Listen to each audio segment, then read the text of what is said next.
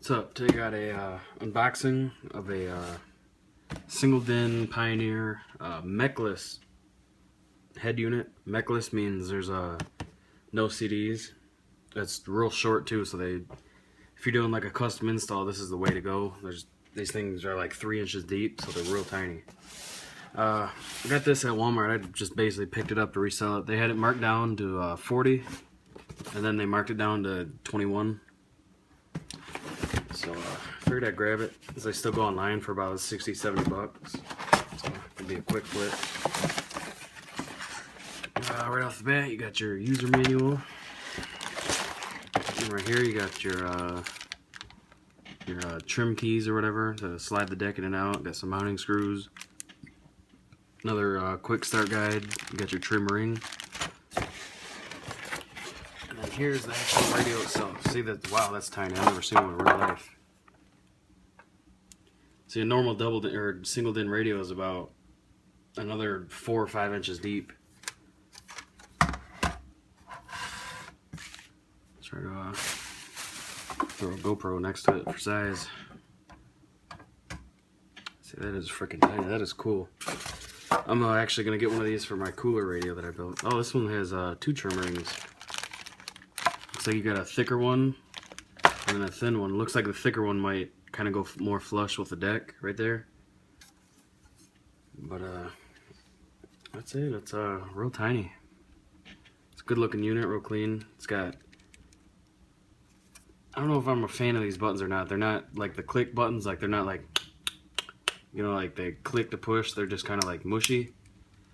I almost kind of like them better, but at the same time I don't. They just feel like they'd wear out. But got the volume knob pushes in and twists. Doesn't tilt or anything like that. Got your USB port right there. Auxiliary input. And then the back is very basic. You have a I'm not sure if I would assume that's probably like an audio out for a sub or speakers, whatever you want to hook up. Got your wire harness, and then your antenna adapter. Very basic, real basic heatsink. And this thing weighs nothing. I mean, a pound tops, 2 pounds. And then of course in the box you got your warranty. You got your wire harness. So yeah, that's simple enough. Let's go ahead and power it up. Alrighty, we'll go ahead and power it up.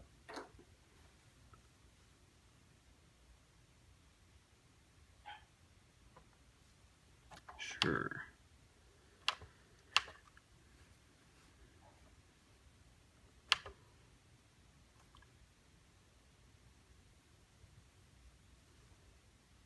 Run through a little demo, I guess. It's got a good looking screen. I like the that it's not like, I'm not sure the different type of screen, but it's more like a dot matrix type, so it'll be able to show a lot more like text and designs versus like the old school. It's got a red illumination, obviously. I don't know if you can change that. We'll see. Go ahead and hit source. Goes right to radio.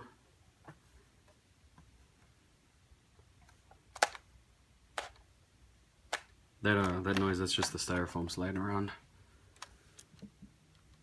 So you can see, just basic skip. If you hold it, it looks like it'll skip till it finds a station, but I don't have an antenna hooked up, so. And if you just press it once, it'll go, you know, skip by skip. Hold your buttons to a preset.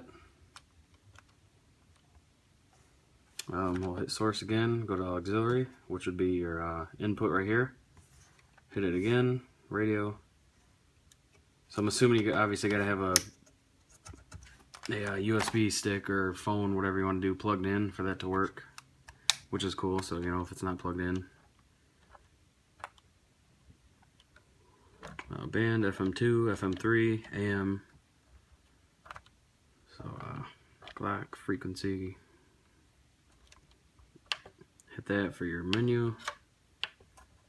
I don't know what that is. Local, seek.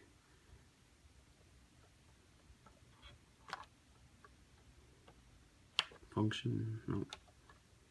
Audio, fader, balance, EQ, loudness, subwoofer. Oh yeah, okay, that's cool. That RCA out is for a subwoofer, so you do have your controls on the radio.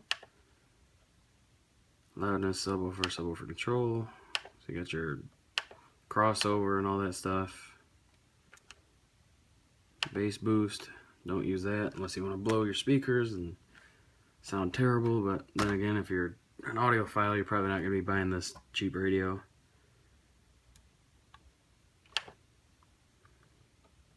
Okay, so it's got a bunch of preset EQs, and then you can do a custom one. I'm not a fan of those kinds. I like to be able to adjust really quickly, and these have too much adjustment is not a bad thing, but sometimes it's nice to just have, especially on a basic unit like this where you don't have a touchscreen. Like I have a double-din Pioneer, and it's got all the different ones like that, versus instead of just, you know, bass, mid, and treble, it's got all the different, you know, whatever the hell you call that. But I've got a, you know, visual thing and a graph that I can change them all versus just, you know, going one by one here. So, but a lot of people are a fan of that, so if you do, you know, more power to you. Okay, cool. Illumination. Oh, that's all you get. Brightness.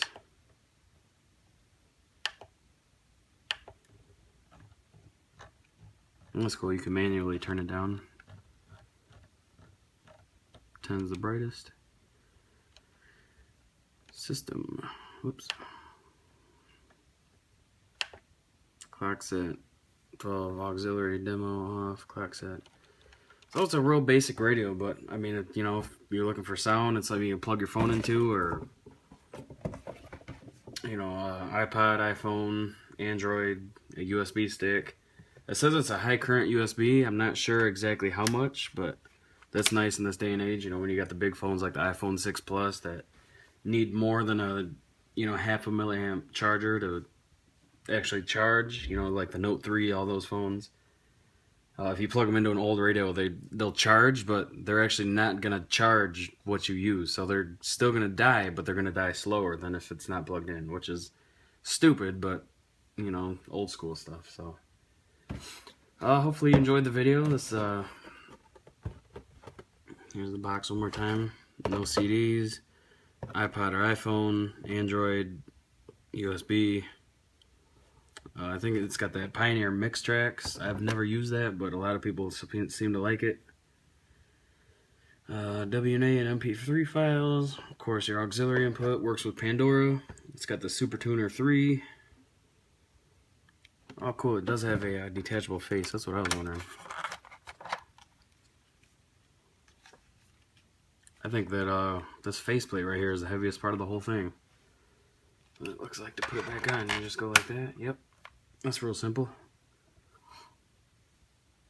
So, yeah, thanks for watching.